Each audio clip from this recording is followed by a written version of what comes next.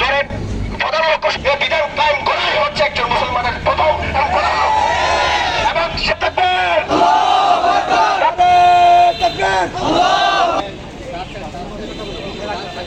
সর্বশেষ একটা কথা বলতে চাই, বিশ্বের যে কোনো প্রান্তে রাসূলের অপমানে যদি কেউ কথা বলে, যতদিন নড়বে আমাদের নিঃশ্বাস, যতদিন চলবে ততদিন পারতে দেব না।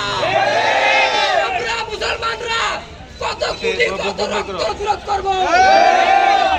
এই পর্যায়ে বক্তব্য RSS বিশ্ববাসীর কাছে এবং বিশেষ করে ভারতের কাছে পৌঁছে দিতে চাই, যদি ভারত এরকম করে আমরা সারা বাংলাদেশের মানুষ ভারতে যাব। বিশ্বের রাসূলের অপমান যেখানে হবে আমরা সেখানে তা প্রতিহত করব।